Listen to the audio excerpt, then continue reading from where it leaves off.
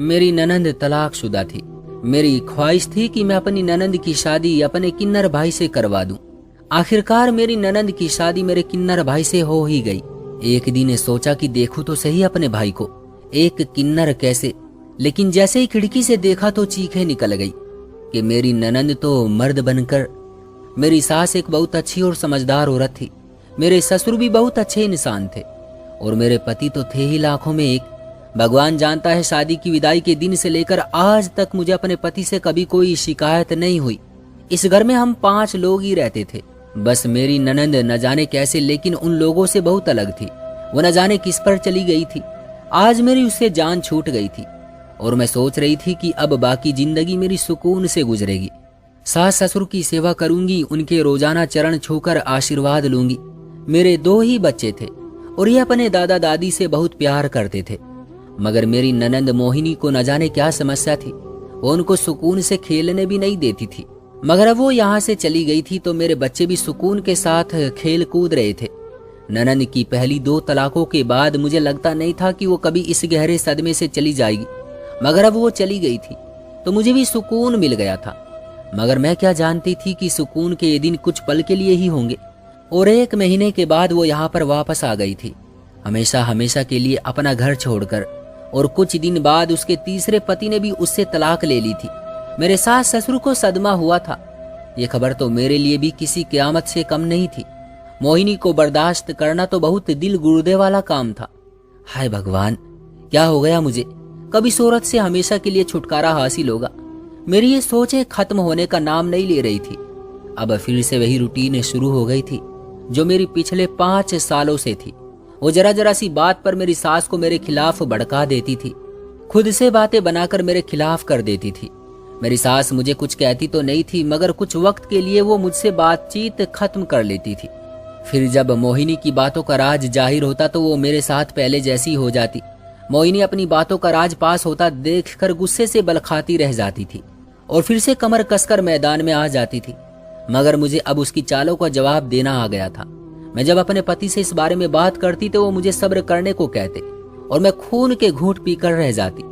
इसलिए तो मैंने जोरों शोर से कोशिश की थी कि मोहिनी की तीसरी दफा भी शादी करवा दूं।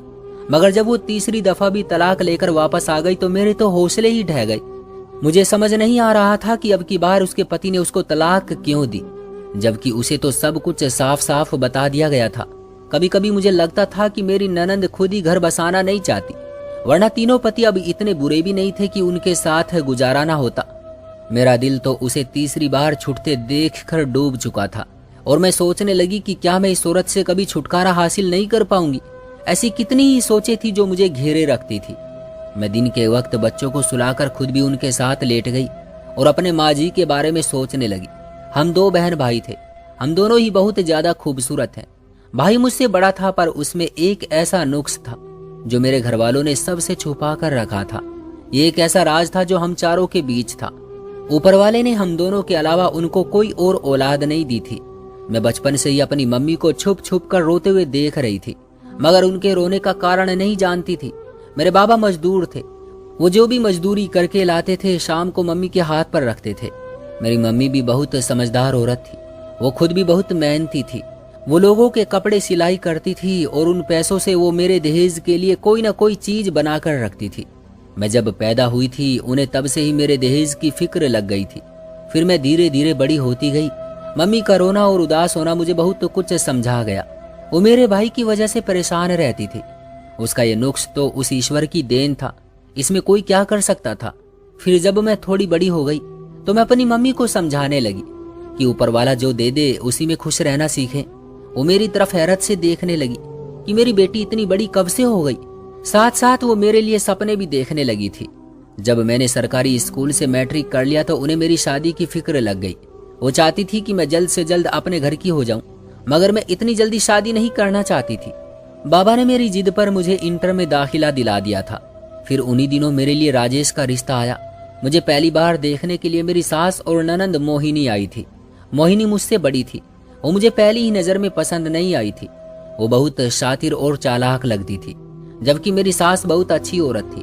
माँ बाबा ने इस रिश्ते के लिए छानबीन की तो हर जगह से उनके बारे में अच्छा ही पता लगा, खासतौर पर मेरे पति राजेश के लिए। वो बहुत सज्जन और शरीफ इंसान थे।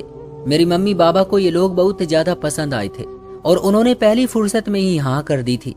हमारी शादी से कुछ दिन बाद ही मेरी ननंद मोहिनी की शादी भी कर दी गई थी। मैं एक तरह से खुश हो गई थी। चलो जल्दी ही इस ननंद के झंझट से जान छूटी, वरना मैं बहुत परेशान थी कि मोहिनी जैसी ननंद के साथ कैसे रहूंगी। मैं बहुत जल्दी उन लोगों में घुल मिल गई। घर में मेरी सिर्फ सास होती थी। ससुर और मेरे पति अपने काम पर चले जाते थे और शाम को घर वापस आते थे। हम दोनों सास बहू माँ बेटी की तरह रहती थी। कुछ दिन बाद मोहिनी रहने के लिए आ गई तो घर का माहौल थोड़ा सा घुटन भरा सा हो गया। वो हम दोनों को हंसता बोलता देखती तो उसे गुस्सा आ जाता। वो लड़ाई करवाने की भरपूर कोशिश करती थी और मैं दिल ही दिल में ख्वाहिश कर रही थी कि ये जल्दी से वापस चली जाए। मेरी ये प्रार्थना जल्द पूरी हुई और उसी दिन उसका पति उसको लेने के लिए आ गया। वो गई तो मैंने सुख का सांस लिया, मगर अब वो हर दूसरे तीसरे दिन यहीं पर आ जाती थी। फिर कुछ दिन के बाद उसके पति के साथ लड़ाई हो गई और वो फिर यहाँ पर आ गई। अभी 2 दिन ही गुजरे थे कि जब उसके पति ने तलाक भेज दी। शादी को अभी सिर्फ 1.5 महीना ही हुआ था और इनकी तलाक भी हो गई। मेरी सास का सदमे की वजह से बुरा हाल था। पूरा घर ही परेशान था। फिर धीरे धीरे घर का माहौल थोड़ा थोड़ा बदलने लगा। सबने इस हकीकत को स्वीकार कर लिया और मोहिनी वो तो हर वक्त ऐसे बनी रहती थी जैसे कुछ हुआ ही नहीं। उसे इस बात का तो जैसे बिल्कुल सदमा नहीं हुआ था। उसकी जिंदगी तबाह हो गई थी और वो बिल्कुल नॉर्मल थी। मेरे लिए ये बात बहुत हैरानी की थी और जो उसकी रूटीन थी वो मेरे लिए किसी भी हाल में स्वीकार करने योग्य नहीं थी। मेरे साथ मेरी माँ के दिए हुए संस्कार थे जिसकी वजह से मैं ये सब बर्दाश्त करने पर मजबूर थी। उसकी सुबह 10 बजे होती थी। वो उठती तो मेरी सास के कहने के बावजूद भी वो अपना नाश्ता खुद नहीं बनाती थी। उसका नाश्ता भी मुझे ही बनाना पड़ता था। दिन भर मैं कामों में बिजी रहती थी, मगर वो किसी काम में मेरा हाथ नहीं बटाती थी। उल्टा उसके काम भी मुझे ही करना पड़ते थे। काम की बात तो रही एक तरफ, जब वो मेरी सास को मेरे खिलाफ भड़काती थी तो ये बात मुझे बहुत बुरी लगती थी, मगर मैं हर बात सहने और बर्दाश्त करने पर मजबूर थी। इन दिनों में उम्मीद से थी और गर्मी में उस हालत में मुझे किचन में कितनी कितनी देर खड़े रहकर काम करना पड़ता था। मेरे पति जो किसी बात पर नहीं बोलते थे, इस बात पर वो मेरी फेवर करने लगे थे। मेरी ननंद ने इस बात पर बहुत इशू बनाया। मेरे पति को जोरू के गुलाम के ताने दिए गए। इमोशनल ब्लैकमेल के बहन बोझ लगने लगी है। वो फूट फूट कर रोने लगी। मेरे पति और सास ससुर के तो हाथ पांव फूल गए। वो उसे मनाने लग गए और मैं गुस्से से बिल्कुल बलखाती रह गई। मगर मेरे लिए ये खुशी थी कि मेरे पति को मेरा एहसास तो था, उसे मेरी परवाह थी। इस किस्से के बाद मेरी सास ने ननंद को समझाया था और उस पर इतना असर हुआ था कि वो कुछ न कुछ काम करने लगी थी। कम से कम अब मुझे उसके खुद के काम तो नहीं करने पड़ते थे और मेरे लिए भी यही काफी था। वक्त का काम है गुजरना, ये वक्त भी गुजर गया। ईश्वर ने मुझे चांद सा बेटा दिया। मेरा बेटा बहुत ही प्यारा था और घर भर की आंखों का तारा था। दादा दादी की तो उसमें जैसे जान थी और बाबा भी उसका कहा नहीं टालते थे। बस मोहिनी थी जिसको भतीजे से बिल्कुल भी मोहब्बत नहीं थी। मुझे मोहिनी के बारे में एक शक सा रहता था। मुझे ऐसा लगता था कि जैसे वो मुझसे कुछ छुपा रही है। जरूर उसकी तलाक के पीछे कोई वजह थी जो मुझसे छुपाए हुए थी। फिर आखिर इस वजह का भी पता लग गया। उस दिन सास के कमरे में चाय लेकर जा रही थी जब कमरे से आती आवाज पर मैं ठिठक कर रुक गई। वो अपनी बेटी से कह रही थी कि ख्याल रखना, अब ये बात किसी को पता ना चले। मेरे दिल में एक शक सा था कि कौन सी बात। मैंने और कान लगाकर सुनने की कोशिश की और अगली बात जो मैंने सुनी उसने मेरे पाँव के नीचे से जमीन निकाल दी। मोहिनी कह रही थी, माँ मैंने पिछले पति को भी ये बात नहीं बताई थी। मैं ठिठक कर रह गई। वो अपनी बेटी से कह रही थी कि ख्याल रखना, अब ये बात किसी को पता ना चले। मेरे दिल में एक शक सा था कि कौन सी बात। मैंने और कान लगाकर सुनने की कोशिश की और अगली बात जो मैंने सुनी उसने मेरे पाँव के नीचे से जमीन निकाल दी। मोहिनी कह रही थी, माँ मैंने पिछले पति को भी ये बात नहीं बताई थी। उन्हें जाने कैसे खबर हो गई कि मैं बांझ हूं। सास ने उसके मुंह पर हाथ रख लिया। आहिस्ता बोलो बेटी, दीवारों के भी कान होते हैं। मैंने खुद को बड़ी मुश्किल से संभाला और चाय लेकर कमरे में चली गई। इस बात से मुझे धक्का सा लगा था कि वो बांझ है और मुझे ये बात मालूम ही नहीं थी। उन्हीं दिनों उसके लिए एक और रिश्ता आ गया। मेरी तो दिल की उम्मीद भर आई, मगर मैं हैरान थी कि इतना अच्छा रिश्ता कैसे आ गया। मालूम हुआ कि मेरी सास ने झूठ बोलकर ये रिश्ता करवाया था, मगर मुझे क्या, मेरे लिए तो यही काफी था कि वो यहाँ से जा रही है। मेरी खुशियों का तो कोई ठिकाना ही नहीं रहा। मैंने बढ़ चढ़ कर शादी की तैयारियों में हिस्सा लिया। उसके कपड़े बनाए, सास के साथ मिलकर उसके दहेज की खरीदारी की। मैं तो अब उसकी कड़वी कसेली भी यही सोचकर बर्दाश्त कर जाती कि कोई बात नहीं, उसके यहाँ पर चंद दिन है, उसने यहाँ से अब चले ही जाना है, चंद दिन की ही तो बात है, फिर मेरा अपना ही राज होगा। मैं बहुत खुश खुश रहने लगी थी, जैसे मेरे सर से कोई मुसीबत टलने वाली हो। मोहिनी की सास बहुत अच्छी थी, उसका पति भी अच्छा खासा समझदार इंसान लगता था। मुझे अब ये उम्मीद लग गई कि ये अब अपने घर में बस जाएगी, क्योंकि उसके ससुराल वाले बहुत अच्छे लोग थे। फिर उसकी शादी के दिन नजदीक ही थे, मगर मुझे वो इस शादी से खुश नजर नहीं आई। ऐसा लगता था जैसे माँ बाप के कहने पर राजी हुई है, उसके अपने दिल की खुशी इसमें शामिल नहीं है। मगर फिर मैंने अपने इस ख्याल को बहम समझकर दूर कर दिया। उसकी शादी का दिन भी आ गया और वो विदा होकर अपने घर चली गई। मैंने भी सुख का सांस लिया। ये मामला तो अंजाम को पहुंचा। वो यहाँ पर कभी कभी आती थी, सुबह के वक्त आती थी और शाम को वापस चली जाती थी। मेरी जिंदगी बड़ी सुकून से गुजरने लगी थी। हर वक्त खुश खुश रहती, अपने बेटे के साथ मग्न रहती। अब तो परमात्मा मुझे दूसरी खुशी भी दिखाने वाला था।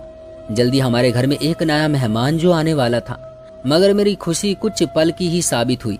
वो 1 महीने बाद फिर से आ गई और अब की बार वो तलाक का कागज साथ लेकर आई थी। मेरे तो जैसे पैरों के नीचे से जमीन ही निकल गई। ये क्या हो गया? मेरी खुशियों की इतनी छोटी सी उम्र क्यों साबित हुई? सास का अपना रो रो कर बुरा हाल था। वो अपनी बेटी के नसीबों को कोस रही थी, ससुराल वालों को बद्दुआएं दे रही थी, जिन्होंने उनकी हीरे जैसी बेटी की कदर नहीं की। ससुराल वालों ने अगले ही दिन दहेज का सारा सामान वापस भिजवा दिया था। सदमा तो मुझे भी कम नहीं लगा था। उसको वापस आए 4 महीने का वक्त हो चला था और ऊपर वाले ने मुझे एक बेटी दी। मैं अपने बच्चों में पहले से ज्यादा बिजी हो गई थी। उसी साल परम पिता परमेश्वर ने मेरे माँ बाप को अपने पास वापस ले लिए थे। मुझसे माँ बाप जैसी दौलत दूर चली गई थी। मेरा रो रो कर बुरा हाल था। ऐसे में मेरा पति और सास ही थी जिन्होंने मुझे संभाला था, मुझे जज्बाती तौर पर बहुत सहारा दिया था। मुझे इस बात का एहसास दिलाया था कि मैं इस दुनिया में अकेली नहीं हूँ, बल्कि मेरे साथ मेरे अपने हैं। अब माँ बाबा के घर में मेरा भाई अकेला रहता था। वो मुझसे बड़ा था। खानदान वाले मुझ पर जोर डालने लगे कि तुम्हारा भाई अकेला हो गया है, इसकी शादी कर दो। कोई तो हो जो इसको वक्त पर खाना बना कर दे, इसका ख्याल रखे। मगर मैं खामोश होकर रह जाती थी। मेरे पास इस बात का कोई जवाब नहीं होता था। खानदान और मोहल्ले वालों को सच नहीं पता था और मैं उन्हें सच बताकर अपने भाई को मजाक का निशाना बनने नहीं दे सकती थी। इसलिए मैं खुद ही सबकी नजरों में बुरी बनी रही कि मुझे अपने इकलौते भाई का ख्याल नहीं है और मैं खुद उसकी शादी नहीं कर रही। इस बारे में मैंने लोगों से बहुत बातें सुनी। एक कान से सुनकर दूसरे कान से निकालती रही। मेरा भाई अकेला हो गया था। मुझे उसके अकेलेपन का एहसास था, मगर मैं उसके लिए कुछ भी नहीं कर सकती थी। वो बचपन से ही पढ़ने लिखने में अच्छा नहीं था, इसलिए उसे बाबा ने मजदूरी में डाल दिया था। अब वो दिहाड़ी लगाकर अपना गुजारा करता था। करते करते 5 साल बीत गए थे। अब मेरी ननंद के लिए एक और रिश्ता आया था। ये व्यक्ति पहले से शादीशुदा था, उसके 3 बच्चे थे। उसे अपने घर और बच्चों का ख्याल रखने के लिए एक पत्नी की जरूरत थी।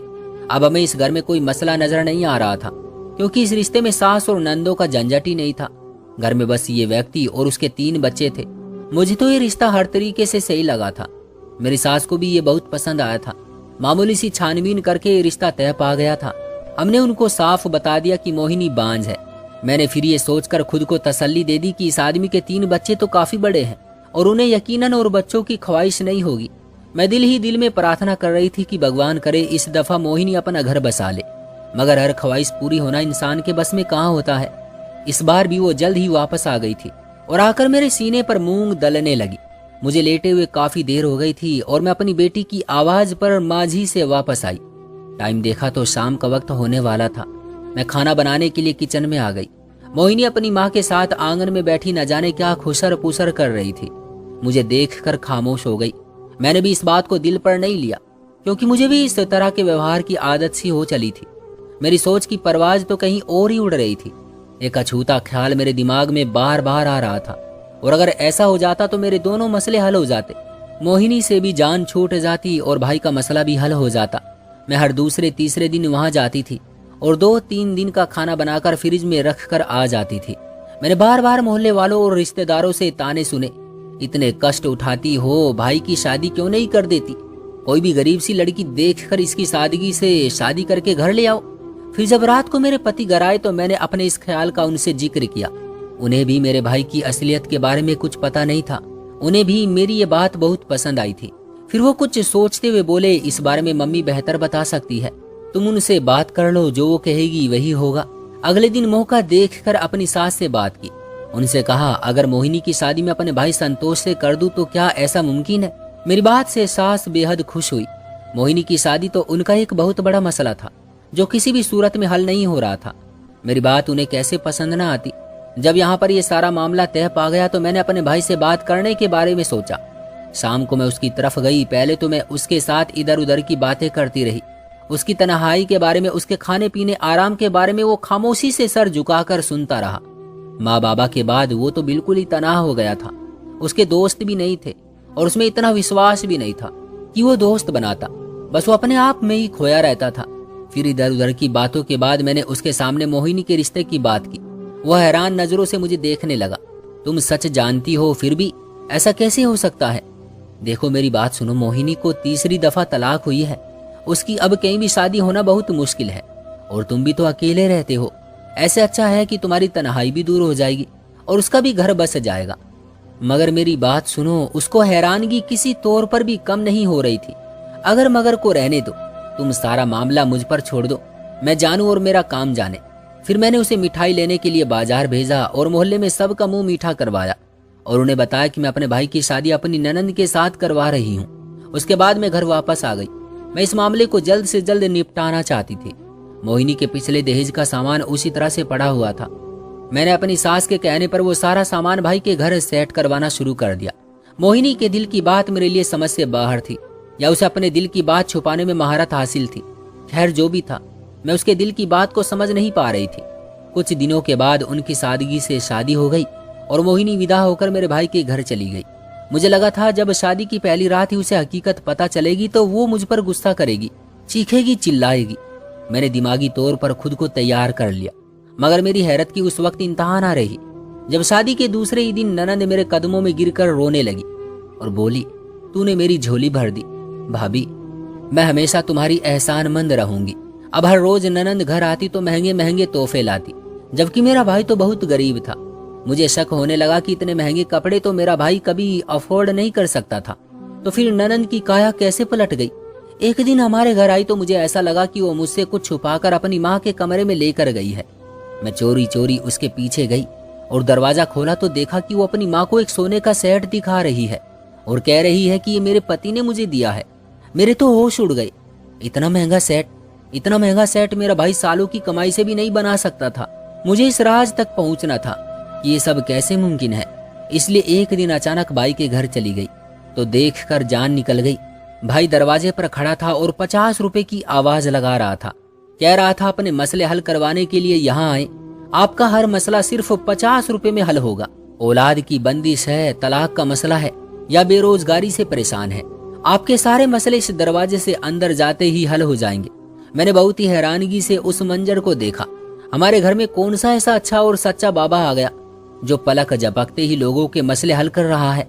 मैं जब दरवाजे के पास गई तो मेरा भाई मुझे देखकर घबरा गया और बोला, अरे तुम यहाँ इस वक्त? मोहिनी तो तुम्हारी तरफ गई हुई है। वो कह रही थी कि उसे तुमसे कोई जरूरी काम है।